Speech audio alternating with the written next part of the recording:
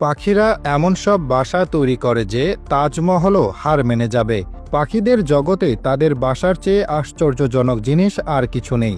প্রত্যেক প্রজাতির পাখি তাদের নিজেদের মতো করে বাসা তৈরি করে, ভিন্ন ভিন্ন উপকরণ, নকশা এবং কৌশল ব্যবহার করে। কিছু বাসা এত ছোট যে ভালোভাবে দেখাই যায় না, আবার কিছু বাসা এত বড় যে সেখানে একসাথে অনেক পাখি থাকতে পারে। হামিংবার্ড পৃথিবীর সবচেয়ে ছোট পাখিদের মধ্যে একটি, আর এর বাসাও ঠিক ততটাই ছোট ও নরম। একটি হামিংবার্ডের বাসা আখরুটের মতো ছোট হতে পারে। এই পাখি নরম গাছের আঁশ, মাকড়সার জাল এবং পাতার টুকরো দিয়ে বাসা তৈরি করে। সবকিছু সাবধানে যোগ করে ডিমের জন্য একটি শক্তিশালী তবে নমনীয় বাসা তৈরি করে। মাকড়সার জাল বিশেষভাবে গুরুত্বপূর্ণ, কারণ এটি বাসাকে প্রসারিত হতে সাহায্য করে। ফলে বাচ্চা হামিংবার্ডগুলো বড় হওয়ার সাথে সাথেই বাসার জায়গা বাড়ে। কিছু হামিংবার্ড তাদের বাসাকে শ্যাওলা বা শৈবাল দিয়ে সাজায়, যাতে এটি আশেপাশের পরিবেশের সাথে মিশে যায় এবং শিকারী প্রাণীদের থেকে রক্ষা পায়।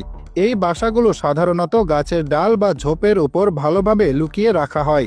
মধ্য আমেরিকার গ্রীষ্মমণ্ডলীয় বনে মন্টেজুমা ওরোপেন্ডুলা নামের আরেকটি পাখি পৃথিবীর অন্যতম চোখ ধাঁধানো বাসা তৈরি করে। মন্টেজুমা ওরোপেন্ডুলা আকারে বড়, রঙিন একটি পাখি। এর বাসা গাছের ডালের শেষ প্রান্তে লম্বা ব্যাগের মতো ঝুলে থাকে, যা কখনো কখনো 6 ফুট পর্যন্ত লম্বা হতে পারে। এই ঝুলন্ত বাসাগুলো বাতাসে দোলে, যা সাপ এবং অন্যান্য গাছে চড়া শিকারী প্রাণী থেকে বাচ্চাদের রক্ষা করে। মন্টেজুমা ওরোপেন্ডুলারা দলবদ্ধভাবে বাস করে, যার মানে অনেকগুলো বাসা একটি গাছে একসাথে ঝুলতে পারে, যা দেখে পাখিদের একটি গ্রাম বলেই মনে হবে। পাখিরা লতা, ঘাস এবং অন্যান্য গাছের আঁশ ব্যবহার করে তাদের বাসা বানায়। দক্ষিণ আফ্রিকার শুষ্ক সাভানা অঞ্চলে আরেকটি বিস্ময়কর জিনিস দেখা যায়: সোসিয়েবল উইভার পাখির বাসা। ওরোপেন্ডুলার নরম বাসার মতো নয়, সোসিয়েবল উইভার বিশাল অনেকগুলো ঘরওয়ালা বাসা তৈরি করে, যেখানে একসাথে শত শত পাখি বাস করতে পারে। এই বাসাগুলো শক্তিশালী গাছ, বিদ্যুৎ বা টেলিফোনের খুঁটিতে তৈরি করা হয় এবং এর ওজন 1 টন পর্যন্ত হতে পারে। পুরো কাঠামোটি দেখতে একটি বিশাল খড়ের গাদার মতো, কিন্তু ভিতরে সুন্দরভাবে অনেক ছোট ছোট ঘর থাকে, যার প্রতিটিতে ভিন্ন ভিন্ন পরিবার বাস করে। এর নকশা চমৎকার।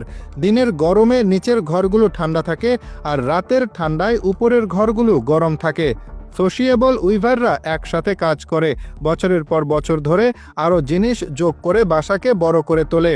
এদের কিছু বাসা 100 বছরেরও বেশি পুরনো, যা প্রজন্ম থেকে প্রজন্মে ব্যবহৃত হয়ে আসছে।